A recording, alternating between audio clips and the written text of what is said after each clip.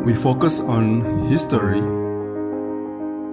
culture, religion, art, social, and philosophy of Nusantara. Here, in the presence of Nusantara, we were made to be forgotten about the goodness of ourselves. Because negativity seems to be more interesting for us. Now, I'm Sutoyo Raharto and friends assist you to remind you, to awaken you that we still can find the gems of Nusantara. They are the great sights of Nusantara.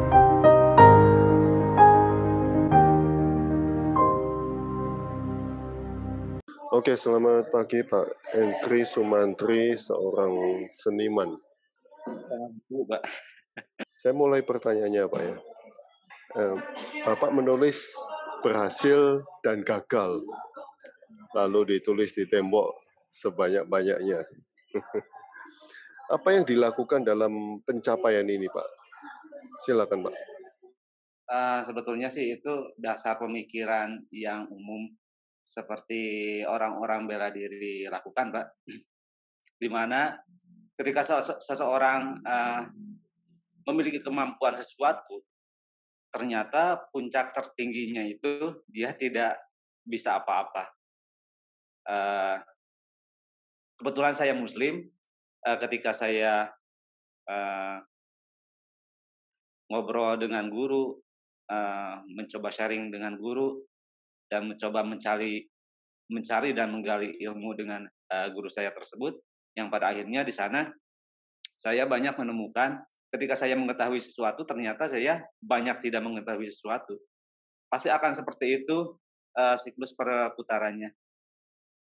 Kalau kata filosofi Sunda bilang, makin bisa, makin bisa. Gitu. Semakin kamu bisa, semakin kamu tidak bisa. Semakin kamu mengetahui, semakin kamu tidak mengetahui. Dan ternyata memang puncak tertinggi ketika kamu itu bisa bela diri, ya kamu bukan berada di jalan untuk bertarung. Musuh utama kita, ya memang kita sendiri. Sebetulnya ke arah sana sih, Pak. Yang kadang-kadang kita selalu ekspektasi penilaian dan lain sebagainya. Oh, kita itu harus terlihat berhasil. Kita itu jangan sampai terlihat gagal. Saya mencoba mengkonversikan ke arah pemikiran itu sih, Pak. Yang pada akhirnya ngapain juga kita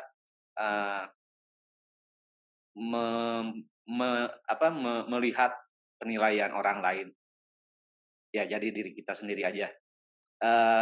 Dasar pemikirannya dari filosofi bela diri seperti itu, tapi saya konversikan ke dalam kehidupan nyata, karena memang kita selalu bersinggungan dengan hal-hal tersebut, Pak ya. Kita tidak menjadi diri kita sendiri karena memang penilaian orang lain. Ya, jadi nggak penting berhasil atau gagal, yang penting kita jadi diri kita sendiri dan menikmati prosesnya, itu yang paling penting. Dan nilai-nilai yang ditulis di tembok itu hanya untuk karya seni atau refleksi atau apa, Pak? Yang pertama jelas untuk karya seni. Di sana dalam istilahnya kan saya melakukan aktivitas performance art long durational. Memang di dalam performance art prinsip saya memang harus real.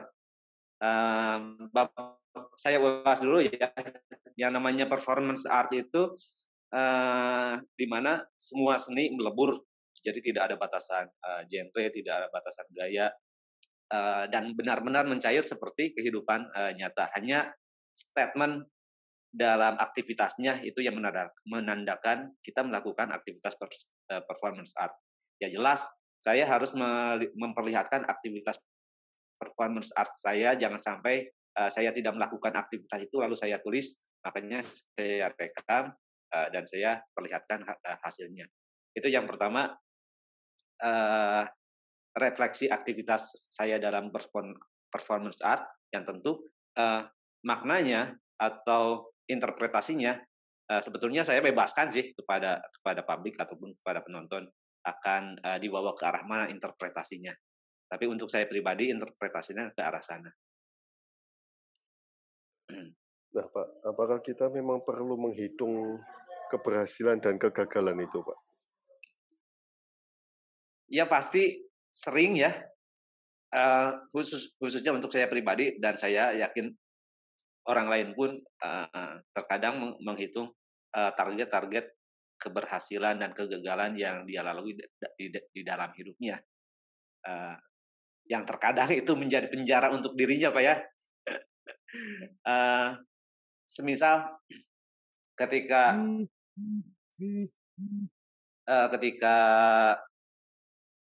ini cerita saya pribadi ya, ketika saya masuk SMP melihat sosok guru seni saya harus menjadi dia. Dan ketika saya berhasil melihat lagi yang lebih tinggi, saya harus menjadi dia. Ketika berhasil lagi, saya harus menjadi dia, yang akhirnya itu benar-benar menjadi penjara untuk diri saya. Nah, momen saya benar-benar mencoba meniadakan saya itu harus seperti dia, saya itu harus berhasil. Ketika momen dulu ketika lulus kuliah kan saya jadi artisannya si Kang Tisna tuh. Jadi sosok yang harus saya kejar itu adalah si Kang Tisna.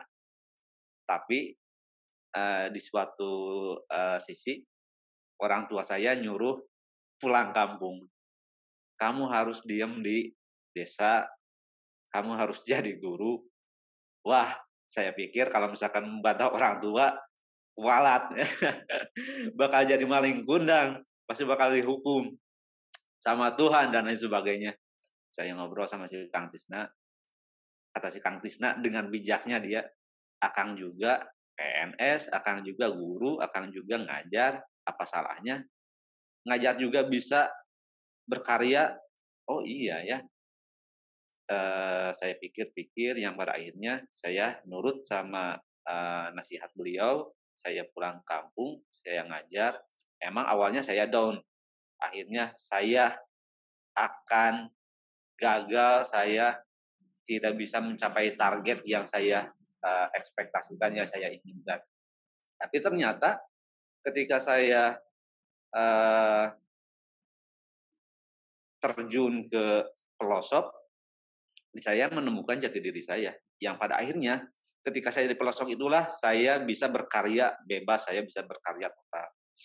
Tanpa ada embel-embel, saya harus dilihat oleh banyak orang, saya harus dinilai oleh si A, si B, si C, si Z, dan lain sebagainya. Yang kemudian ketika saya mengajar, di sanalah saya mencoba meng-create murid-murid saya ke dalam karya saya. Saya ajak murid-murid saya membuat karya kolaborasi performance art, yang pada akhirnya dari sanalah saya berani membuat festival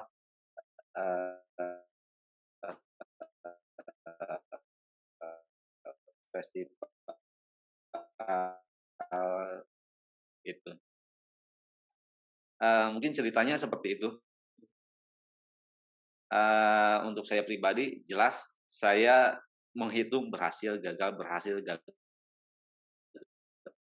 dan saya ternyata bisa mengambil hikmahnya ketika saya nanti terus mengalir apa adanya. Oh ternyata bisa nikmat, walaupun kadang-kadang saya memahami konsep itu Pak ya, tapi pada suatu titik saya kemakan sama konsep itu yang kadang-kadang saya pun menjadi nol lagi karena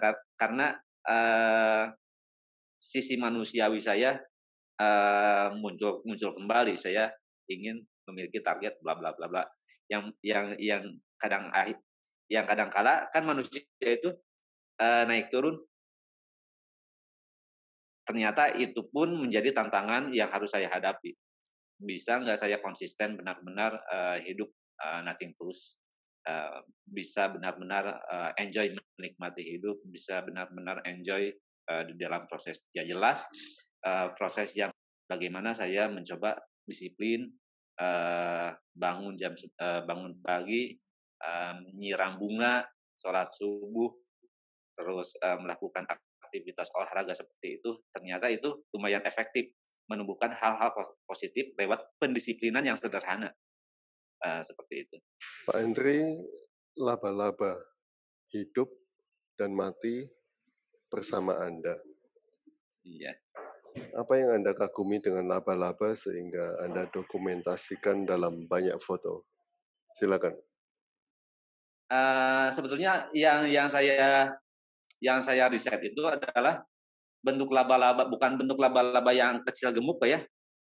Saya kurang tahu jenis nama latinnya secara biologi, tapi laba-laba yang kecil, kurus tapi agak panjang. Memang dia itu posisinya nggak agresif, diam gitu ya. Kok bisa ya Tuhan menciptakan makhluk yang seperti itu hanya diam, tapi ternyata dia bisa hidup loh. Hanya diam, tapi ketika ada nyamuk yang masuk ke perangkap dia begitu agresif ngambil nyamuk. Cuma ngambil mangsa yang ada di dekat dia aja. Jadi dia nggak serakah kemana-mana. Nah, dan karakter dia itu ketika ada makhluk lain yang mendekat, tentu yang posisinya berada di atas dia ya, dia lebih memilih mencari tempat yang lain. Ya, memang hukum alam berlaku di dunia hewan ya. Terlebih yang saya amati laba-laba yang barusan. Tapi sisi positifnya dia itu nggak serakah, cukup sabar, cukup enjoy menikmati diamnya dia,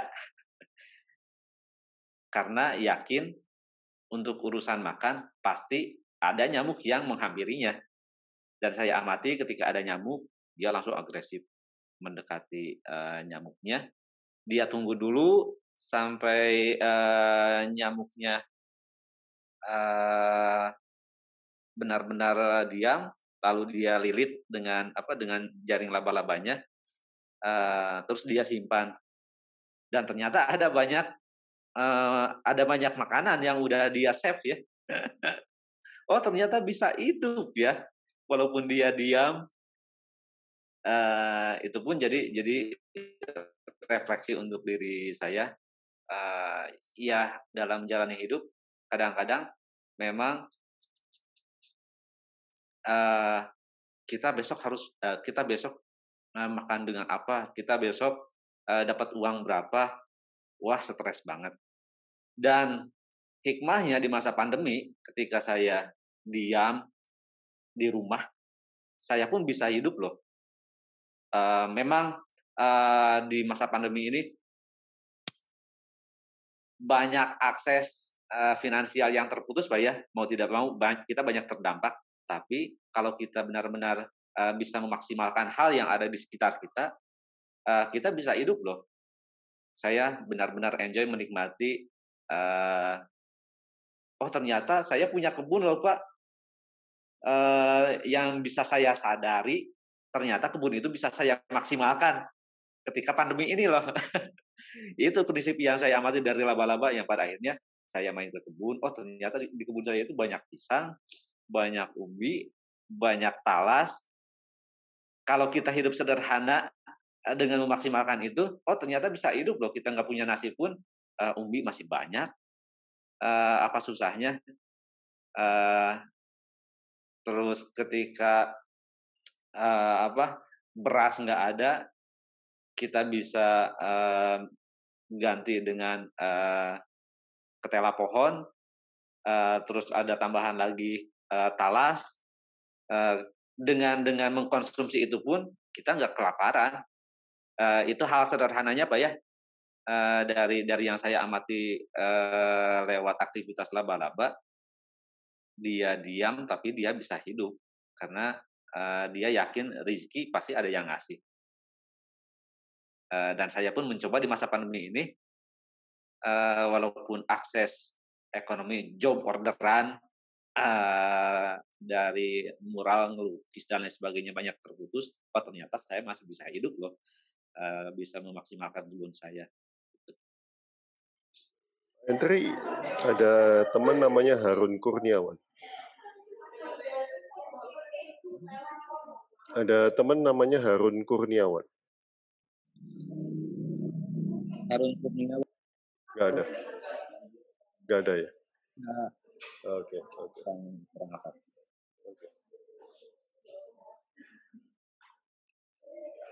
Oke, Pak. Bapak berkali-kali menulis sepi ya. Mengapa sepi diselebrasi, dirayakan, Pak? Apa yang Anda rasakan dalam suatu kesepian? Silakan. Itu festival performance art saya di Sukabumi itu Pak ya, di Cisolok di pantai. Nah di dalam festival itu sebetulnya yang berkontribusi memberikan nama selebrasi sepi adalah kuratornya William Kristiawan. Kita diskusi kira-kira mau dikasih apa nih judul acaranya, dia bilang selebrasi sepi. Sebetulnya yang memberikan statement itu si Pak Kristiawan Pak ya, performance artist senior juga. Dia memiliki ruang alternatif asbestos dan saya selalu menjadikan beliau sebagai mentor saya di dalam proses berkarya performance art. Dan ketika dia membantu mensupport acara saya, dia ngasih statement selebrasi sepi. Yang biasanya alasan kenapa selebrasi sepi di dalam acara-acara pada fase-fase yang lalu ya, kalau fase-fase sekarang udah pada ngetren tuh bikin acara di hutan atau di kampung yang nggak ada masanya. Tapi kalau pada fase-fase 2006, 2005 ke sana, kebanyakan orang-orang itu bikin festival atau bikin acara seni, bikin pameran dan lain sebagainya, pasti terpusat di kota-kota besar. Dan kita berpikir apa salahnya sih kita pun membuat sebuah acara seni di luar dari pusat keramaian itu. Titik awalnya kenapa muncul selebrasi sepi itu di sana kita melakukan aktivitas selebrasi performance art di tempat yang sepi ke arah sana. Tapi di dalam itu semua karena memang Pak Kristiawan itu dia sangat respect dengan prinsip-prinsip Zen. Tentu prinsip-prinsip Zen selalu terucap di ucapan beliau yang pada akhirnya selebrasi sepi itu saya yakin itu adalah filosofi-filosofi yang diangkat dari filosofi Zen yang kebetulan kalau misalkan dalam diri saya sangat terkoneksi dengan prinsip-prinsip yang saya kenal lewat prinsipnya Imam Ghazali ketika kita mau mengenal Tuhanmu, ya kenali dirimu. Ya tentu kita bisa mengenali diri kita dengan merenung, mengosongkan diri kita, yang pada akhirnya kita akan menemukan diri kita. Itu terkoneksi dengan hal-hal yang tadi ya, saya mempelajari prinsip mengenal diri lewat Imam Ghazali dan Kristiawan dengan prinsip Zen-nya yang pada akhirnya terkoneksi. Oke, jadi selebrasi sepi dan saya benar-benar enjoy dan kawan-kawan pun benar-benar enjoy dalam proses selebrasi sepi itu. Walaupun kita nggak ada audiens seniman apresiator orang-orang seni yang paham ya, apresiator kita itu hanya masyarakat kampung sama orang-orang yang ada di pantai, tapi kita bisa mengasih persepsi baru oh ternyata ada bentuk karya yang seperti ini loh. Oh ternyata karya yang seperti ini kita bisa interpretasikan jadi bla bla bla bla. Ketika performance art, si para artis performance art itu kan orang yang awam pasti keluar celoteh-celoteh yang agak lucu ya. Itu ngapain? Itu ngapain? Oh kayaknya ini maknanya ini. Itu menarik juga Pak. Ketika kita berkarya di tempat yang memang apresiatornya bukan orang-orang seni, yang pada akhirnya memberikan interpretasi baru secara natural, secara lugas, secara alamiah. Saya benar-benar enjoy ketika membuat festival selebrasi sepi yang pertama itu bersama Kristiawan, yang prinsip dasarnya ke arah sana. Kita mengajak seniman-seniman yang ikut di dalam acara tersebut untuk kontemplasi membaca dirinya dan diinterpretasikan ke dalam karya seperti itu. Dan itu seperti laba-laba. Iya, hampir terkoneksi Pak ya, antara satu karya dengan karya yang lain. Oke, terima kasih Pak Entri atas sharingnya, atas waktunya. Iya, salam semoga sehat selalu untuk Pak. Oke, terima kasih.